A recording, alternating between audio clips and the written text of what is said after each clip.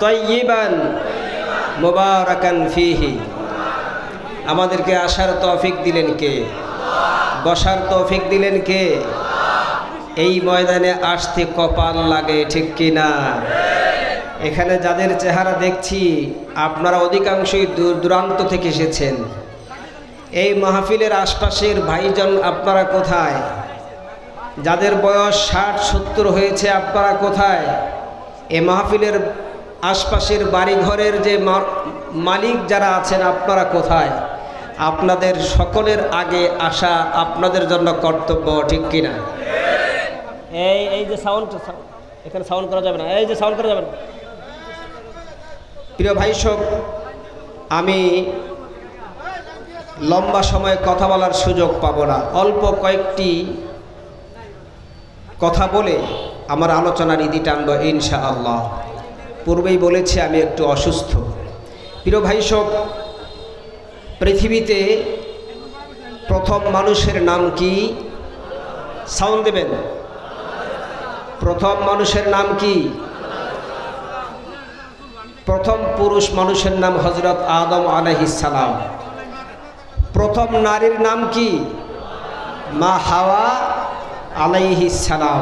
পৃথিবীতে কিয়ামত পর্যন্ত যত মানুষের আগমন ঘটবে সকল মানুষের বাবা হচ্ছেন আদম, মা হচ্ছেন হাওয়া আলাইহিমুস সালাম, ঠিক কিনা? এখন আমরা ভেদাভেদ করছি মতপার্থক্যের কারণে, বিভিন্ন চিন্তা চেতনার ভিন্নতার কারণে দলে দলে বিভক্ত হয়েছি, বিভিন্ন ধর্ম মত তৈরি করেছি, ঠিক কিনা? আজকে যদি আপনি খ্রিস্টানকে বলেন, বৌদ্ধকে বলেন, হিন্দুকে বলেন, মগকে বলেন, মোরংকে বলেন, চাকমাকুকিকে বলেন, মুসলিমকে বলেন, সকলেই এক বাক্যে স্বীকার করে নেবে সবার আদি পিতা আদম আলাইহিস সালাম, সবার আদি মাতা হাওয়া আলাইহিস সালাম। বাবা মায়ের দিক থেকে আমরা সকলে একই মায়ের সন্তান।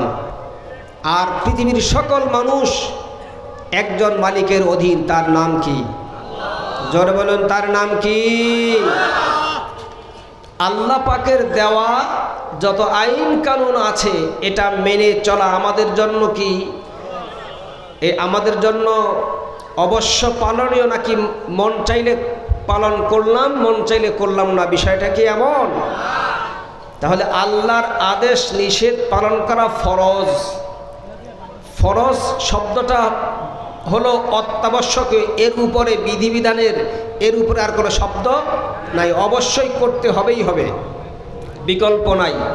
রুলস অফ গভর্নমেন্ট, হ্যাঁ, এটা আল্লাহ নামক সরকারের পক্ষ থেকে আইন করে দেওয়া হয়েছে। সুবহানাল্লাহ। আল্লাহ পাক যা নিষেধ করেছেন সেটা জীবন থেকে পরিহার করা, এটাও আল্লাহ পাকের ফরজ বিধান। অতীব দুঃখের সাথে বলতে হয়, সারা পৃথিবীতে মানুষ শান্তির জন্য অধীর আগ্রহে, শান্তির জন্য সারা পৃথিবীর মানুষ এক এক দিকে দৌড়াচ্ছে, ঠিক কিনা? মনে করো অমুকের কাছে গেলে শান্তি পাওয়া যাবে, অমুকের কাছে গেলে শান্তি পাওয়া যাবে, অমুক নেতা আমাকে শান্তি তৈরি করে দিবেন, অমুক দেশ স্বাধীন হলেই শান্তি পেয়ে যাব। এরকম টেন্ডেন্সি মানুষের মধ্যে আছে না নাই? আছে না নাই? কিন্তু সারা পৃথিবীতে একটি দেশ আপনি দেখান, একটি ভূখণ্ড আপনি দেখান যেখানে মানুষ খুব শান্তিতে আছে? আছে কি? নেই। না থাকার কারণ কি? না থাকার কারণ হচ্ছে যিনি সৃষ্টি করেছেন তিনি কে? আল্লাহ। আর তিনি সৃষ্টি করে এমনিতেই ছেড়ে দেননি। এই সৃষ্টি কিভাবে সুন্দরভাবে বসবাস করবে, শান্তিতে থাকবে ইহকালে এবং পরকালও তারা মুক্তি পেয়ে যাবে, সেই সিস্টেম তৈরি করে দিয়েছেন কে? আল্লাহ রাব্বুল আলামিন বলেন, ইন্নাদ-দীনা ইনদাল্লাহিল ইসলাম। নিশ্চয়ই আল্লাহ পাকের পক্ষ থেকে মনোনীত বিধিবিধান, মনোনীত সংবিধান, মনোনীত জীবন চলার জন্ম থেকে মৃত্যু পর্যন্ত যাবতীয় পদ্ধতি সব কিছু সংবলিত যে বিধান আছে সেই বিধানের নাম হলো ইসলাম। আর এটাই আল্লাহ পাকের পক্ষ থেকে নির্বাচিত মনোনীত। জোরে বলুন সুবহানাল্লাহ। এখন সারা পৃথিবীতে এই ইসলামের কথা বললেই অনেক মানুষের গায়ে আগুন লাগে। সাউন্ড দেবেন। মানুষের গায়ে আগুন লাগে কি না? ইসলামের কথা বললেই সমস্যা। আপনি যদি বলেন হ্যাঁ জজ সাহেব আপনি বিচার করুন, কিন্তু পৃথিবীর কোনো মানুষের তৈরি করা লিখিত আইন কানুন দিয়ে নয়, আপনি বিচার করুন কোরআনের আইন দিয়ে। এই কথা বললে শুধু আমার বাংলাদেশ নয়, সারা পৃথিবীতে মুসলিমদের মধ্যেই অনেকে বাধা প্রদান করবে, ঠিক কিনা? আপনি যদি বলেন শিক্ষা সংস্কৃতি সব জায়গায় কোরআনের অনুযায়ী চলবে, সাংস্কৃতিক অঙ্গনের লোকেরা খেপে যাবে, শিক্ষা ব্যবস্থার লোকেরা খেপে যাবে। তামাম পৃথিবীতে মানুষ শান্তির জন্য হন্যে হয়ে হয়রান হয়ে শান্তি খোঁজার জন্য তারা অস্থির থাকলেও শান্তি আসলে যেই পথে সেই পথের দিকে মানুষ ধাবিত না হয়ে অন্যদিকে ধাবিত হওয়ার কারণে কিয়ামত পর্যন্ত শান্তি পাওয়া সম্ভব নয়। সম্ভব কি? কি বলেন সম্ভব? সম্ভব নয়। শান্তির পথ বাতলে দিয়েছেন মুহাম্মদুর রাসূলুল্লাহ সাল্লাল্লাহু আলাইহি ওয়াসাল্লাম। আপনি কোথায় পেলেন? আপনি যদি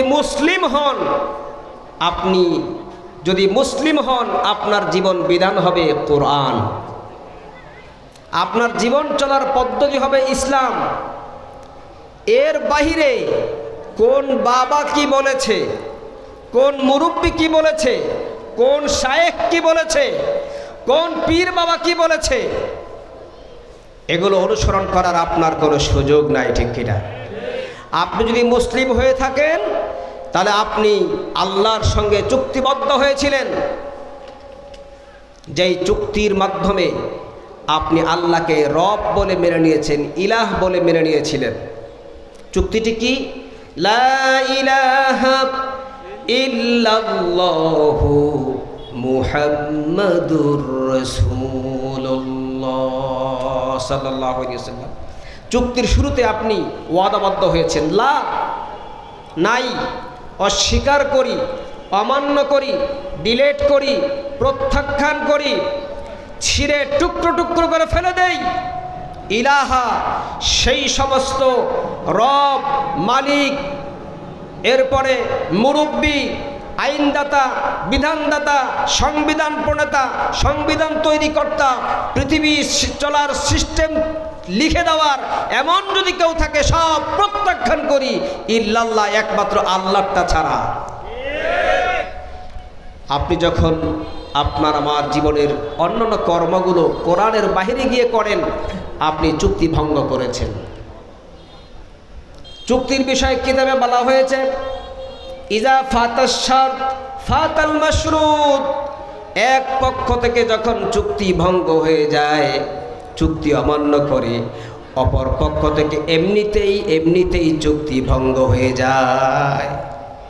তো আপনি আল্লাহর সঙ্গে কালিমার মাধ্যমে চুক্তিবদ্ধ হয়ে ইসলাম কবুল করার পরে যখন আপনি কোরআন সুন্নাহর বিপরীতমুখী জীবন ব্যবস্থা, আইন কানুন, বিধিবিধানের অনুসারী হয়ে গেলেন, আপনি আল্লাহর সঙ্গে চুক্তি ভঙ্গ করে আপনি মুসলিম থেকে খারিজ হয়ে গেলেন। কথা বলেন। এমন কোন পৃথিবীতে এমন কেউ নাই আপনাকে মুসলিম হিসেবে আবার সেখানে ধরে রাখে। এ ফতুয়া দেখ কেউ পারলে, কারো দ্বারা সম্ভব নয়। যেখানে আল্লাহ নিজেই বলে দিয়েছেন ইন্নাদ-দীনা ইনদাল্লাহিল ইসলাম। আজকে সারা পৃথিবীর মানুষ বাতিল শক্তির মধ্যে হাবুডুবু খাচ্ছে, একটা নেশায় পেয়েছে।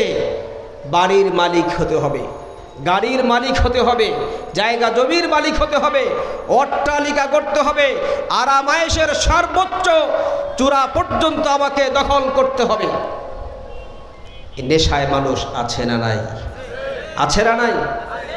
এই মানুষগুলো বড়ই বোকা। এরা জানে না যে একটা ফুটন্ত বেলুনের গায়ে সামান্য একটা সোনামুখী সুয়ের আগার একটু স্পর্শ লাগলে যেমন